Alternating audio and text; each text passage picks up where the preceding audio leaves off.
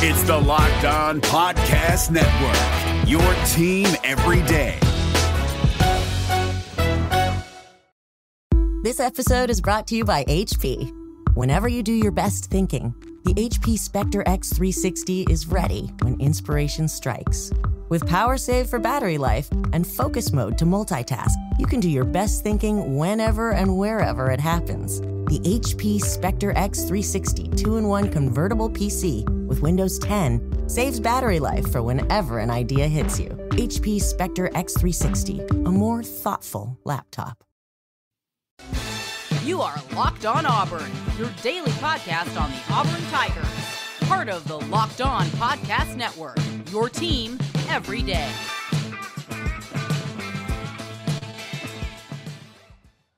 Yes, welcome on into Locked On Auburn, your daily Auburn Tigers podcast and YouTube show. I'm your host, Zach Blackerby, and joining us today, as he does every Tuesday for Charlie Tuesday, Charlie 5, legendary Auburn message board poster. How are you? Doing well, brother. Doing well. Glad to be live and in color. Yes, absolutely. Welcome to the YouTube page. You've been doing YouTube for a while now with Dad Bod Golf Pod. You guys do a great job with that. We're broadcasting live from the patio at Baumhauer's. I've had to kind of change what we do on these typical Monday nights where we record here due to the nature of adding video. You're actually sitting a few tables away from me because our mics were picking each other up, but hey, we're here. We're doing this thing. A little awkward. We got several tables taken up, but hey, we're gonna get through this. It's gonna be awesome. Yes. And shout out to listener Wayne, who came out and is eating dinner with his family here at Baumhauer's as well. So, all right, we got a lot to talk about, dude. We have a ton of things to talk about. Talked about the scrimmage yesterday a lot with Lindsey. Would love to hear your thoughts. What are you hearing about everything that went down Saturday night for Auburn's first scrimmage of fall camp? I mean, the biggest thing, I just love first scrimmage freakouts. Those are the best, especially for message board land. If one team does better than the other, obviously we suck on that side of the ball. So that's been kind of fun to watch. Just complete overreactions over the first scrimmage. And then people trying to fight those people that are overreacting with underreacting the other way. So it's been fun. It's been a fun, predictable but fun. So are people overreacting about the poor offensive line play? I think so. I think that there's been a lot of panic, and maybe understandably so, I guess. But at the same time, I've seen some stuff and talked to some people that were there, and I think when you see a performance like that, you have to know the full context of what's going on. Like when Bo throws an interception, like is that a fourth down play? We're trying to just throw one up, make a play. Is it like what's all going on? And the more and more I hear and read between the lines, it seems like they were really trying to put a lot of pressure on the offensive line. I think we started off with like 4 or 5 play action passes in a row. Like we're not gonna do that in a game. Like you're not going to call 4, 5 play action passes right. Slow developing when you have a weak offensive line. Just doing things. Jaleel Irvin was in there at guard, which he's probably not going to be a starter. Why do you think they did that? Well, I think there may be some different. There's maybe a little bit of a medical thing going on with a few people that they're just temporarily out, experimenting people in at certain spots. But trying to see what fits. But like I said, I think you just got to know the full context of what's going on. And I'm not saying I do, but at the same time, like you can't. Not everything is just so binary. Like we got it was just 2 interceptions. It was completely poor play, poor decisions. First scrimmage, you just gotta wait and see what happens after that. No, I'm glad you're more level-headed about this than I am, because I'm hearing a lot of people say, hey, it's still so early in fall camp, a lot can change.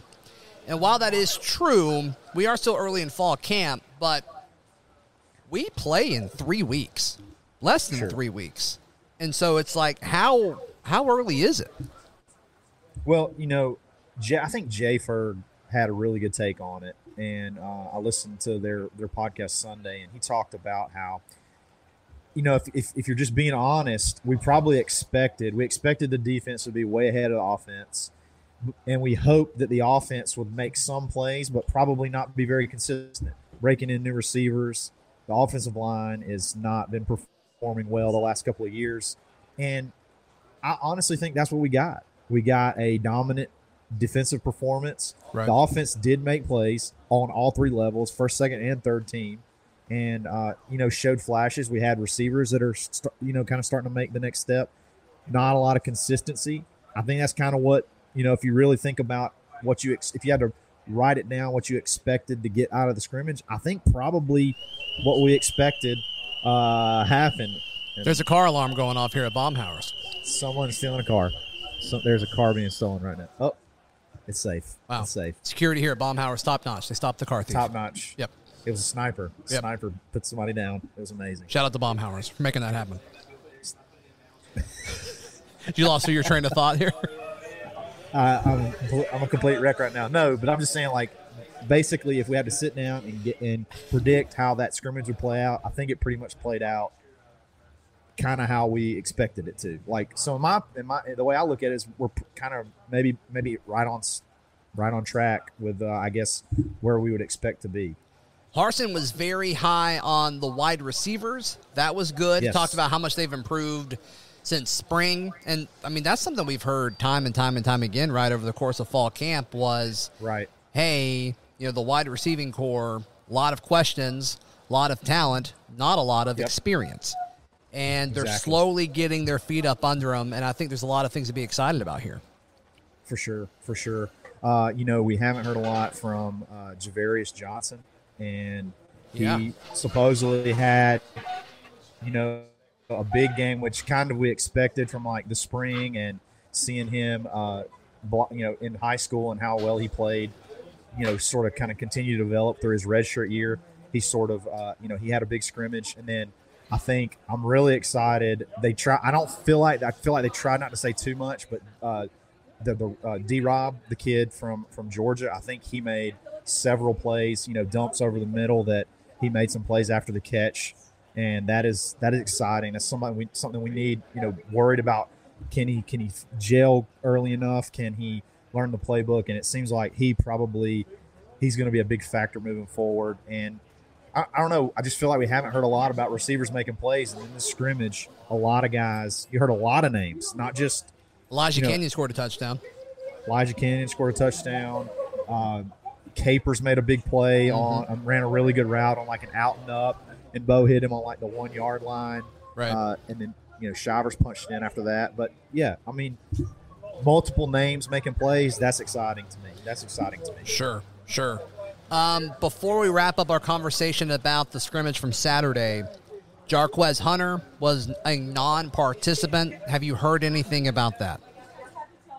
Yes. I'm not going to say a whole lot. I'm just going to say that it's not an injury and should be back relatively soon. So I was talking with someone close to a family member of the team, and this player did not participate, and it is not Jarquez Hunter. I do not know Jarquez Hunter's family. But there were players that were out due to COVID.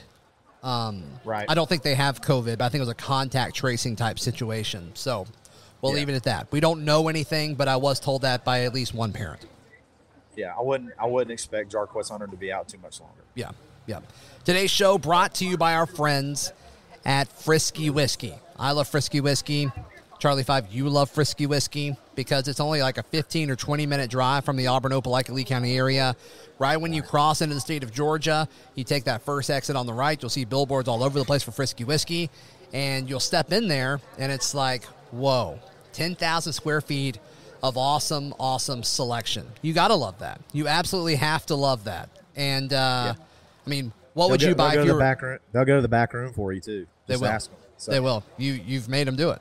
And they were happy to do it because Frisky Whiskey has awesome service. Super great prices. You'll be blown away by it. Check out our friends at Frisky Whiskey. Also, today's show brought to you by our friends at rockauto.com. Save time and money when using Rock Auto. Go to rockauto.com right now and see all the parts available for your car, truck, or SUV. Right, Locked On Auburn in their How Did You Hear About Us box so they know that we sent you. Amazing selection, reliably low prices, and all the parts your car will ever need at rockauto.com. Charlie 5, Thursday will be a very, very big day for Auburn on the recruiting front. You've got a few names you want to talk about. Yeah, so Thursday's going to be a fun day, guys. August 19th. We should have at least 2 commitments in 2 different sports. I guess you could say one of them could be considered for both sports, but I think he's going to end up being a complete 100% basketball guy before it's all said and done. But you got Trey Donaldson, who is Bruce's basically he's pegged him as his number 1 point guard. He's going to be popping sometime around lunchtime on Thursday. He absolutely dominated some summer tournaments. Like he's a football guy, so like spring was football. You know, he played football and this, that, and the other. And then the summer he finally got to play some AAU stuff, and he just absolutely dominated. His rankings are going to absolutely skyrocket when the next ranking updates go out. Trey Donaldson, he'll be our point guard of the future. He's a 4-star safety as well. They'll probably count him for the class. I don't see him playing football. Right. I think he's pretty much decided basketball's going to be his deal. And then another for sure commitment we should get is Omari Kelly from Hewitt Trustful, a 6'2", 6'3" wide receiver, big top end speed, probably going to be an outside wide receiver guy, 4-star. We've been on a roll of 4-stars lately, and then this is just another one.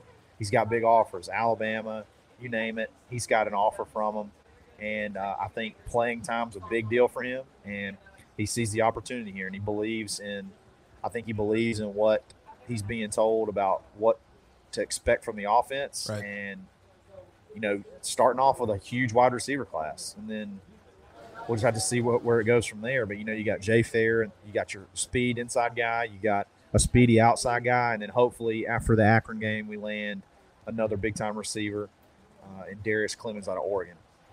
I mean, that would totally transform the look of this class if Auburn was able to bring in some of these guys, especially those 2 big receivers. Because, yes. I mean, we all know where Auburn was recruiting-wise just a few months ago. I mean, 2 months ago, this class looked totally different. Picking up steam. Ooh, I like that. No, it definitely feels like that, though. I mean, you're starting to believe going into some of these decisions that Auburn's in a good spot to actually win these things. And yes, I'm starting to get a good vibe about Clemens as well. I don't like that one as much as the other guys that you've talked about, but I still think there's a chance. I still think there's a chance there, especially when you look at Auburn just lost a ton of receivers, and now these guys are all coming in.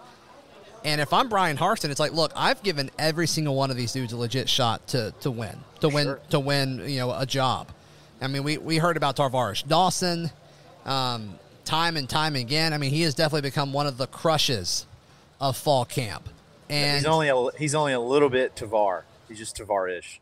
He's just a little bit Tavar. What a bad joke. That's terrible. I've been waiting on that. You nailed it, though. The execution was flawless. It was flawless. We got another basketball guy that you want to talk about too, right? Zion Cruz. Yeah. So Zion Cruz, 5-star shooting guard. I'm not saying that he wants to come to Auburn, and I think there's, is he a good fit? This, that, and the other. He's asked to join the class a few times, and it's just amazing. I think that we've gotten to the point as a basketball program that we can take our time with 5-star top 15 type, talent. I don't believe it. So, you don't believe what? It's just crazy to me. It's just crazy to grasp that.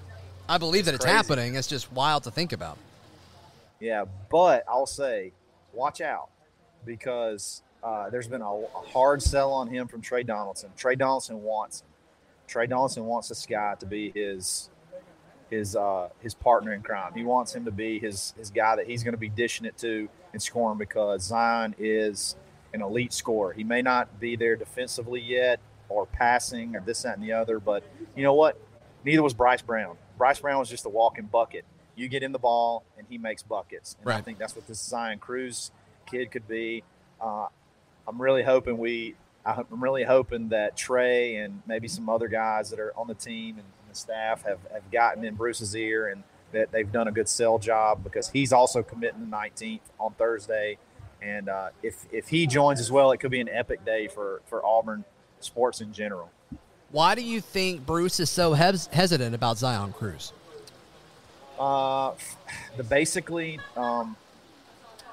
I think that, like I said, he feels that Zion is he's just a scorer. He's a natural scorer. It's sort of like a me ball type thing. Like, that's my game. I got to have the ball. Right. I got to score. I'm not really looking to facilitate. And then the defense is big for Bruce too. And I think Zion's game right now is, I am a elite scorer of the basketball, and the rest of my game is not quite where Bruce wants it to be at this moment. But I mean, and he's a guy that's going to want to be one and go. Like, you know what I mean? Like, he's coming in, he wants to be here 1 year and go. Give him a chance, Bruce.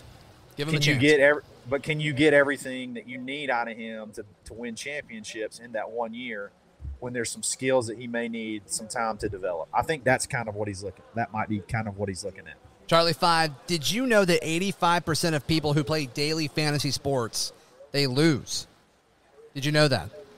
I figured those numbers had to work out kind of like that. Yeah, the game is rigged against you. But our friends at Stat Hero, they have an awesome daily fantasy sports game.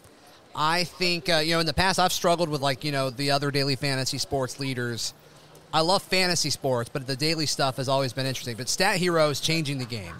You can go to stathero.com/lockedon and play for free right now, and you can get 3 times back on your first play. So the way it works is Stat Hero shows you their lineups, and they dare you to beat them. So it's you versus the house in a head-to-head fantasy matchup. So be sure to check that out. They're giving you 300% match. That's unheard of. Go to stathero.com/lockedon, stathero.com/lockedon. Also, our friends at betonline.ag. It's the fastest and easiest way to bet on all of your sports action. We talked about fantasy sports. Now we're talking about real sports here with BetOnline. Go to betonline.ag and use promo code LOCKEDON to get a 50% welcome bonus on your first deposit. BetOnline, your online sportsbook experts. Charlie 5, we got a few minutes left here as we finish our broadcast here at Baumhauer's. But Mondays and Tuesdays, Baumhauer's is the place to be, especially if you have a family. Absolutely. So Monday nights, you have BOGO to go. Buy one, get one, coal-fire pizza. The only coal-fire pizza on the whole planet. Universe. We've done the research. Call in from work. Like, you're coming home from work, call in and say, hey, let me get 2 pizzas. I only want to pay for one of them. That's how BOGO works. Yes. Call it in, bring it home, fire it up. Right. Tuesday nights, best night of the week. Kids night. Love it. I'll be here. I'm here 2 nights a week. But Tuesday night is the game winner. Kids eat free, balloon animals, face painting. Just purchase an adult entree and you're ready to go. I'm hearing this thumping. I'm looking over and you're just hitting the table because you're so excited about kids night. I'm just fired up. I'm just bam, bam, bam. Just fired up about it. I love it. So I love it. You know what I'm fired up about? What's that? Another open practice, open to fans. Can't wait, man. August 28th, Brian Harsin. 28th. He did it in the spring. He's doing it. I guess that's 2 Saturdays from now, August 28th. Fun. Yeah. Sounds like they're doing a lot of fan-related things outside of it, trying to simulate some sort of like a live game-like atmosphere, which I think is really cool. I love that he did the scrimmage so late to kind of simulate the starting time of their first game against Akron. I mean, he's just thinking of a lot of different details, Brian Harsin is, and I think that's really, really cool. And he's done a really good job of kind of trying to get community buy-in. I think he's really owned it. He was on campus a lot yesterday as we record this on Monday with the first day back in classes, giving out 1-0 wristbands and taking pictures with students and Aubie and all of that. And I think that's really, really cool of him. Good for him. It's got a little bit of a Bruce Pearl type atmosphere. It reminds me a lot of what Brucey did when he got here.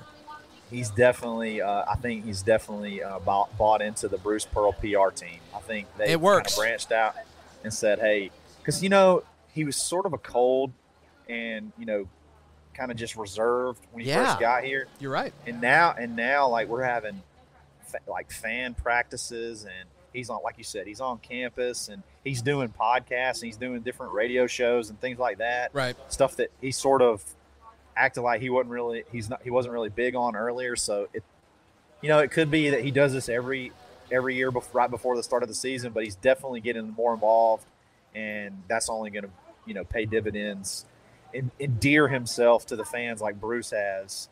Because when you have the fan base, when they like you, you can get away with a lot.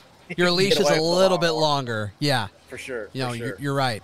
I'm excited. I'm going to try to get something together for folks coming in town. Maybe we can all do a meetup or something. We'll figure that out later. Oh, that'd be great. We'll figure that out later. Sweet. I assume so. All right. I want to wrap this up with a kind of a question to you. Do you think the media is all, and I'm really hesitant to use the word scared, timid maybe? Yeah. They avoided some really layup questions Saturday. They didn't ask how Bo Nix did in the scrimmage, which is weird to me. They would have asked Gus Malzahn that. And I think they would have asked Gus Malzahn, who didn't participate, or why was a guy like Jarquez Hunter not there? They would have asked that question under Gus Malzahn. Do you agree with that? Yes, I do agree with that. But I think that the reason is I think there's been a lot of coaching on the front end of what to and what not to ask, similar to a short little guy about 70 to 100 miles away across on the other state when he does a press conference. I think you're seeing some very similar things where, hey, let's just don't even go there to begin with. You think that's a good quit thing? Asking me. You think that's a good thing? You think it matters? It may not matter. I have no opinion one way or the other. I don't really care. It doesn't really bother me.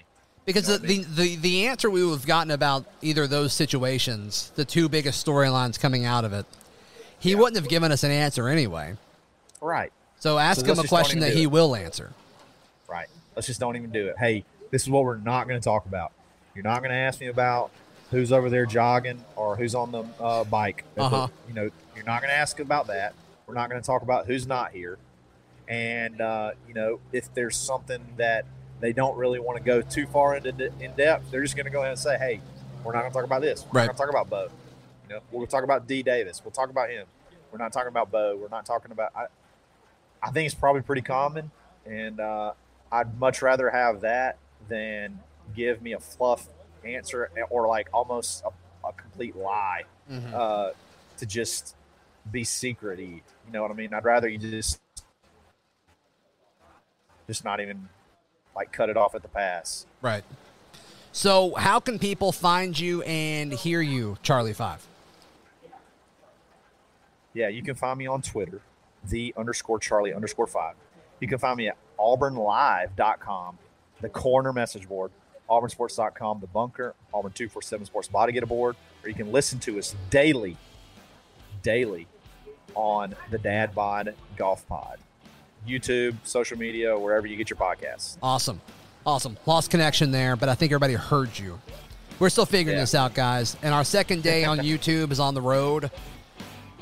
We'll figure it out. Yeah. And for folks listening, thank you for continuing listening through some of these glitches and all of that. So follow me on Twitter at @ZBlackerby, the show on Twitter at Locked On Auburn, and on Instagram at Auburn Podcast. And if you're watching on YouTube, please like and subscribe. We'll see you tomorrow right here on Locked On Auburn. Hey gang, Chris Gordy here, host of the Locked On SEC podcast, a daily podcast covering your favorite teams and the best conference ever. Not only do we cover all 14 SEC teams in depth, we also get some amazing guests, current players, former players, and the like. Football season is right around the corner. Will it be Georgia and Alabama and Atlanta this year? How many SEC teams will make it to the playoff? And oh yeah, how about adding Oklahoma and Texas to the mix? Listen to the Locked On SEC podcast every day on the Odyssey app or wherever you get your podcasts.